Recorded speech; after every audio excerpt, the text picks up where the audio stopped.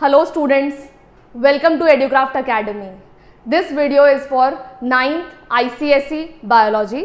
In today's class, I'll teach you about how digestion, that is breakdown, takes place in mouth, stomach, duodenum and ileum. Okay, so we'll start. See, digestion.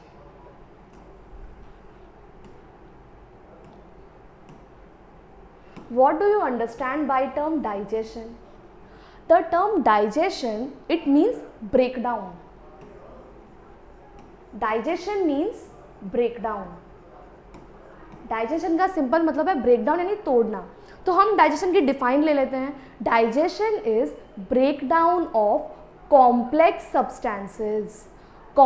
Substances into simpler substances so that they can be absorbed easily in blood. इसका मतलब है कि सबसे पहली चीज़ आप दो words का मतलब समझिए, monomer and polymer. Monomer are simpler substances, polymer are complex substances. तो हम जो भी कंज्यूम करते हैं, हम जो भी फूड कंज्यूम कर रहे हैं, that is complex substances.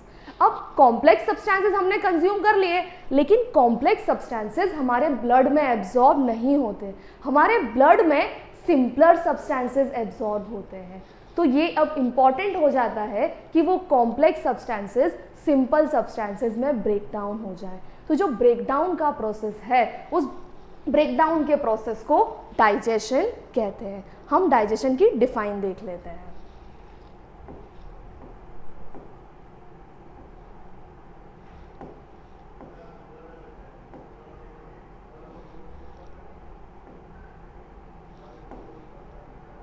Digestion is defined as the process by which insoluble complex food substances consisting of large molecules means polymers, are broken down into soluble and simpler forms having smaller molecules means monomers which can be absorbed by the cells. क्योंकि simpler substances ही absorb हो सकते हैं.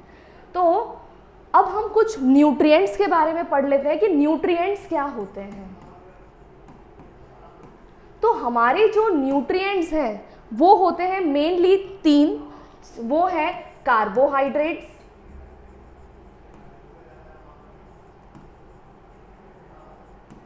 Proteins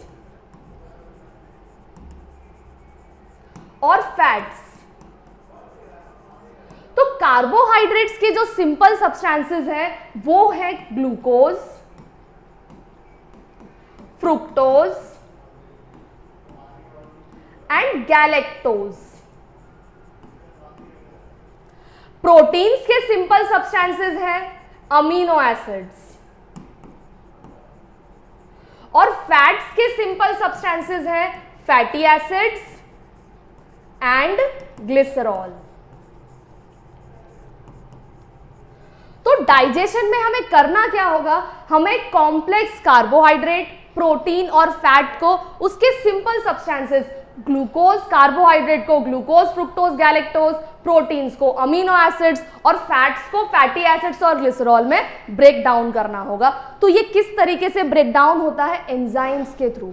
मतलब mouth में enzyme secrete, stomach में enzyme secrete, उसके बाद duodenum में एंजाइम सिक्रीट, इलियम में एंजाइम सिक्रीट और एंजाइम्स ब्रेक डाउन करते हैं. अब हम इस चीज के बारे में पढ़ते हैं कि कैसे एंजाइम्स और कहां पे सिक्रीट हुए. तो सबसे पहली चीज माउथ. अब हम कुछ एलिमेंट्री कैनाल के बारे में देख लेते हैं. देखो एलिमेंट्री कैनाल स्टार्ट होती है माउथ से. सबसे पहले माउथ से जो फूड है वो जाता है ईसोफेगस में, ईसोफेगस से जाएगा स्टमक में, स्टमक से ड्यूडेनम में, ड्यूडेनम से जेजुनम में, जेजुनम से इलियम में, इलियम से लार्ज इंटेस्टाइन में सिक्कम, कोलॉन, रेक्टम, फिर लास्ट में एनस. तो ये हमारे एलिमेंट्री कैनाल के पार्ट्स हैं. It begins from mouth and ends in anus. Alimentary canal begins from mouth and ends in anus. ठीक है. तो हम माउथ से स्टार्ट करते हैं। सबसे पहले देखो, सबसे पहले हमने जो फूड है, फूड को हमने कहाँ पर प्लेस किया है? माउथ में। Food is placed in mouth, this process is called as ingestion. अब हम माउथ में देखते हैं क्या रिलीज होता है। तो माउथ में रिलीज होता है एक enzyme, that enzyme is called as salivary amylase and other name is ptyalin. Other name is ptyalin. तो माउथ में सिक्रीट होता है सलाइवरी अमाइलेज। देखो माउथ में सलाइवा प्रेजेंट है, हमारे माउथ में सलाइवा होता है, और सलाइवा के अंदर एक एंजाइम प्रेजेंट है that is called as amylase. मैं आपको एक बात समझाना चाहती हूँ, किसी भी वर्ड के पीछे आपको एज मिले, कहीं पर भी आपको ये ASE टर्म एज मिले, इस एज शब्द का मतलब ही होता है ब्रेकडाउन। एज टर्म का मतलब ही होता है ब्रेकडाउन। एज का मतलब हो गया ब्रेकडाउन। सी सलाइवरी अमाइलेज, मैं आपको एक बात बताती हूँ, अमाइलेज में ऐसा है अमाइलो, अमाइलोपेक्टिन, अमाइलोज। जो अमाइलोपेक्टिन अमाइलो टर्म है ना, this term is for carbohydrate. तो अमाइलेज क्या हो जाएगा? Break down of carbohydrates. इसलिए ठीक है, सलाइवा में सिक्रीट हुआ सलाइवरी अमाइलेज। अब मैं आपसे पूछूं, प्रोटीन्स को ब्रेक डाउन जो करे उसे क्या कहेंगे? सी प्रोटीन्स ब्रेक डाउन के लिए टर्म एज, प्रोटीएज। कोई अगर लिपिड्स को ब्रेक डाउन करे तो क्या कहेंगे? लाइपेज। क्लियर? तो salivary amylase it will act on carbohydrate. Salivary amylase will act on carbohydrates and it will break down carbohydrates into maltase. Carbohydrate का ब्रेक डाउन कर दिया माल्टोज में, सलाइवरी अमाइलेज।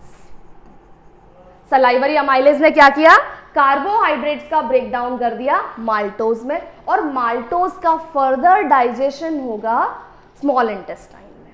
ठीक है, तो माउथ में एक ही एंजाइम प्रेजेंट है, salivary amylase. It acts on starch. Starch is carbohydrate. Starch is carbohydrate present in food and breaks it into maltase और डाइसैकेराइड। माउथ के बाद फूड जाएगा ईसोफेगस में। ईसोफेगस में होता है पेरिस्टाल्सिस। माउथ के बाद फूड गया ईसोफेगस में, ईसोफेगस में होता है पेरिस्टाल्सिस। पेरिस्टाल्सिस के बाद अब हमारा जो फूड है, एक्चुअली माउथ में जब फूड सलाइवा से मिक्स होता है ना, तो वो बोलस बन जाता है। अब ये बोलस ईसोफेगस के थ्रू स्टमक में एंटर हुआ। स्टमक में काफ़ी सारे एंजाइम्स एक्ट करेंगे, हम एक एक करके सभी एंजाइम्स के बारे में पढ़ लेंगे। सबसे पहले मैं आपको स्टमक के लिए एक टर्म पढ़ाना चाहती हूँ, gastric. The term used for stomach is gastric. Gastric term is for stomach. तो गैस्ट्रिक अमाइलेज क्या हो जाएगा? गैस्ट्रिक टर्म स्टमक के लिए, स्टमक में जो कार्बोहाइड्रेट का डाइजेशन करेगा वो गैस्ट्रिक अमाइलेज। गैस्ट्रिक लाइपेज क्या हो जाएगा? Gastric is for stomach, lipase is for lipid breakdown. Stomach में जो लिपिड्स का ब्रेकडाउन करे वो हो जाएगा गैस्ट्रिक लाइपेज। क्लियर बात? अब स्टमक के लिए टर्म गैस्ट्रिक। तो स्टमक में जूसेस सिक्रीट होते हैं, हमारे बॉडी में जूसेस सिक्रीट होते हैं और वो जूस डाइजेशन में हेल्प करते हैं। तो स्टमक में जो जूस डाइजेशन में हेल्प करे हम उसे क्या कहेंगे? Gastric juice. स्टमक में जो जूस सिक्रीट होगा जो डाइजेशन में हेल्प करे हम उसे क्या कहेंगे? गैस्ट्रिक जूस, क्योंकि gastric term is for stomach and it contains following enzymes. उसमें प्रेजेंट है high hydrochloric acid, HCl, mucus and 2 enzymes rennin and pepsin. Stomach में 2 एंजाइम्स होते हैं, rennin and pepsin. Rennin helps in digestion of milk protein. हम इसके बारे में कुछ पढ़ लेते हैं। एक मिल्क प्रोटीन होता है, जो हमारा मिल्क है ना, मिल्क के अंदर प्रोटीन भी होता है और मिल्क के अंदर उसका शुगर भी होता है। तो मिल्क प्रोटीन को कहते हैं कैसीन।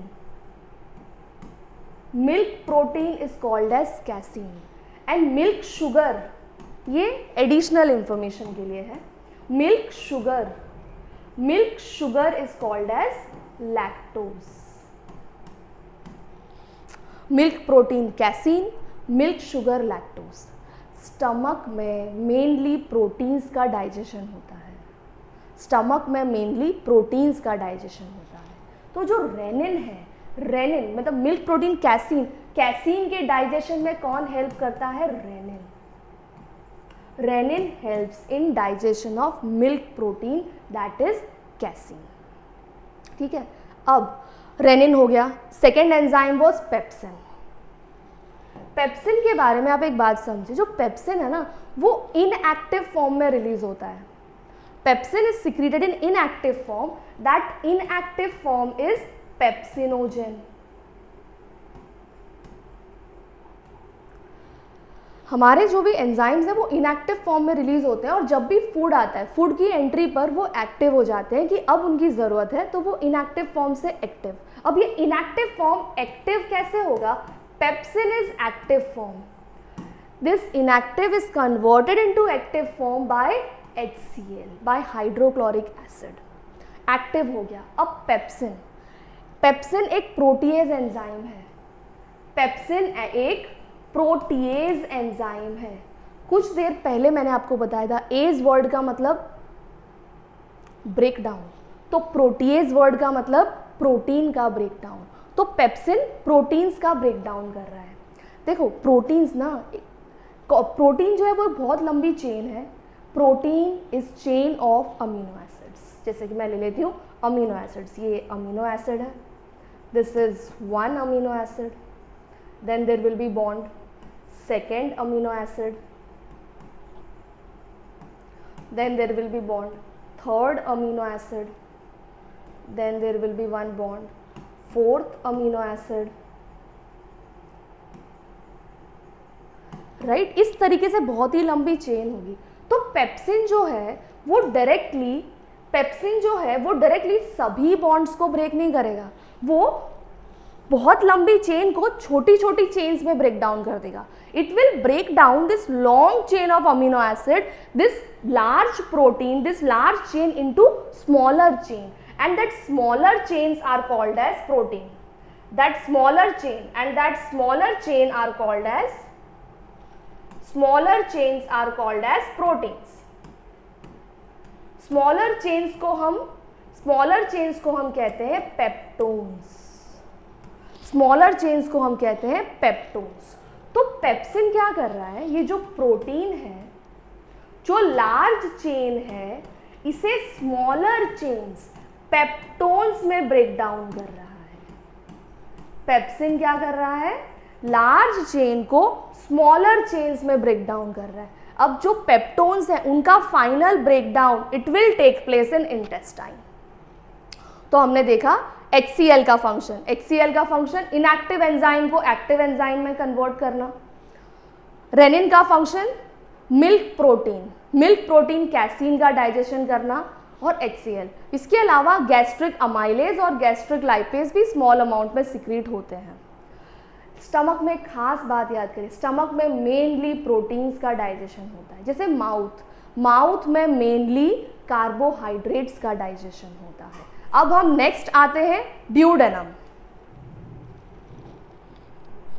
ड्यूडेनम देखो एक बात रह गई, काइम। जब स्टमक में ही है, जब फूड स्टमक में सब ब्रेक डाउन होके जो फाइनल एसिडिक कंटेंट जो बना है, दैट एसिडिक कंटेंट जो स्टमक में बना है उसे हम काइम कहते हैं, उसे हम काइम। क्योंकि स्टमक में HCl है, HCl एसिड होता है। जो HCl है ना वो हमारे स्टमक के pH को कर देता है 1.8। तो जो एसिडिक कंटेंट है, that acidic content is called as chyme. Okay, अब जो काइम है, now this chyme it enters duodenum. जब काइम ड्यूडेनम में आया तो ड्यूडेनम में दो जूसेस हमने देखा, माउथ में सलाइवा, स्टमक में गैस्ट्रिक जूस। अब ड्यूडेनम में दो juice, bile from liver and pancreatic juice from pancreas. Bile liver से आया है, पैंक्रियाटिक जूस पैंक्रियाज से आया है। बाइल के बारे में खास बात सीखिए, bile has no enzyme, bile has no enzyme. तो फिर बाइल करता क्या है? कोई एंजाइम नहीं है तो फिर बाइल क्या करेगा? Bile helps in emulsification of fats. Bile helps in emulsification of fats. Now what is this emulsification? देखो मुझे एक बात बताओ, अगर हमें किसी भी चीज़ पर कुछ रिएक्ट करना है, एंजाइम्स को एक्ट करवाना है, तो अगर कोई बड़ा पार्टिकल है, कोई इतना बड़ा पार्टिकल है, तो उस पर एंजाइम्स अच्छे से एक्ट कर पाएंगे, या फिर छोटे छोटे पार्टिकल्स हैं, या फिर कोई छोटे छोटे पार्टिकल्स हैं उन पर एंजाइम्स अच्छे से एक्ट कर पाएंगे? ऑब्वियसली स्मॉलर पार्टिकल्स पे, ऑब्वियसली स्मॉलर पार्टिकल्स पर एंजाइम्स इजीली एक्ट कर पाएंगे. तो इस प्रोसेस को ही इमल्सिफिकेशन कहते हैं. क्या किया हमने? मतलब बड़े पार्टिकल को छोटे छोटे पार्टिकल्स में तोड़ लिया. बड़े पार्टिकल को छोटे पार्टिकल्स में तोड़ना, इसी को इमल्सिफिकेशन कहते हैं. तो emulsification is the process by which larger fat droplets are broken down into smaller fat droplets so that enzymes can act easily on it. Clear बात? तो ये हुआ बाइल का फंक्शन. बाइल के बारे में, bile has no enzyme and bile function of bile is emulsification of fats. Next आता है पैंक्रियाटिक जूस. पैंक्रियास सिक्रीट करता है पैंक्रियाटिक जूस. अब उसमें एंजाइम्स हैं, हम उन एंजाइम्स को पढ़ लेते हैं. Bile is yellowish fluid. Bile is yellow color fluid stored in gallbladder. Bile के बारे में खास बात, bile is formed in liver but stored in gallbladder. Bile बनता लीवर में है, लीवर बाइल को बनाता है, वहाँ से वो ट्रांसपोर्ट होता है. लीवर में से एक डक्ट अराइज होगी जो गॉल ब्लैडर में जाएगी और फिर वो गॉल ब्लैडर में जाके स्टोर होगा. It contains sodium salts and it contains pigments. Bile के अंदर कुछ पिगमेंट्स भी प्रेजेंट है, उन्हें कहते हैं बाइल पिगमेंट्स. बाइल पिगमेंट्स, ठीक है, बाइल पिगमेंट्स. जैसे कि बाइल पिगमेंट है, उसका नाम है bilirubin. Bilirubin, bile pigments are bilirubin. ठीक है, bile pigments. Sodium salts, they reduce the acidity of chyme, makes the medium alkaline. Alkaline medium बनाना है. Next is emulsify fats. Emulsification of breaks them into smaller globules and lowers the surface tension. Next, bile में bile pigments present है which are excretory products formed from breaking of RBC. हम देख लेते हैं कि bilirubin आखिर बना कैसे है, मतलब कैसे बना ये excretory products formed from breaking of RBCs. तो कैसे बना ये हम देख लेते हैं. And it gives yellow color to bile. Bile contains no enzymes. देखो, form from breaking of RBCs, मतलब आरबीसीज का ब्रेकडाउन हुआ तो रेड ब्लड सेल है. आरबीसीज के अंदर एक पिगमेंट प्रेजेंट है. कौन सा पिगमेंट? RBCs contain haemoglobin. तो आरबीसीज के अंदर हीमोग्लोबिन प्रेजेंट है. देखो, आरबीसीज ब्रेकडाउन हुए तो हीमोग्लोबिन भी ब्रेकडाउन होगा. आरबीसीज टूटे, हीमोग्लोबिन भी टूट गया. अब हीमोग्लोबिन टूट के क्या बनाएगा? तो हीमोग्लोबिन टूट के दो चीज़ें बनाएगा, एक हीम और दूसरा ग्लोबिन. तो हीमोग्लोबिन ब्रेकडाउन होके बनाया हीम एंड ग्लोबिन. ग्लोबिन जो है ये एक प्रोटीन होता है. ग्लोबिन एक प्रोटीन होता है और हीम आयरन कंटेनिंग पार्ट होता है. ध्यान से समझिए, हीमोग्लोबिन कंटेन्स आयरन. हीमोग्लोबिन के अंदर आयरन प्रेजेंट होता है और जो आयरन कंटेनिंग पार्ट होता है वो हीम होता है. तो अब क्या होगा? टूट गया ना, हीमोग्लोबिन टूटा. क्योंकि हीमोग्लोबिन टूटा तो अब हीम में से भी आयरन अलग हो गया, हीम में से आयरन अलग. और जो बचा हुआ जो हीम का पोर्शन है ना, बचा हुआ जो हीम का पोर्शन है ये बनाएगा बाइल पिगमेंट्स. इसमें से बन जाएंगे बाइल पिगमेंट्स, जैसे कि बिलिरुबिन और बिलिवर्डिन. जैसे कि बिलिरुबिन और बिलिवर्डिन. और ये जो बिलिरुबिन है यही येलो कलर देता है. बिलिरुबिन के बारे में मैं आपको एक और बात बताना चाहती हूँ. You know about jaundice, right? Jaundice में क्या होता है? हमारी बॉडी येलो कलर की हो जाती है, राइट। तो जॉन्डिस में आप जानते हो क्या होता है कि जो बिलीरुबिन है ना, इसका अमाउंट बढ़ जाता है। जॉन्डिस में बिलीरुबिन येलो कलर दे रहा है और बिलीरुबिन का अमाउंट बढ़ गया, तो जब बिलीरुबिन का अमाउंट बढ़ गया तो जो हमारी बॉडी में जो भी वाइट पोर्शंस है ना, वो सब येलो हो जाते हैं, जिससे कि हमारी आँख, यहाँ पर आईज में येलो हो जाता है, नेल्स येलो हो जाते हैं, स्किन भी स्लाइट येलो हो जाती है। जॉन्डिस में बिलीरुबिन का अमाउंट बढ़ जाता है। पैंक्रियाटिक जूस इसके बाद वाले लेक्चर में कंटिन्यू करेंगे हम, ठीक है। चलो, बाय एवरीवन।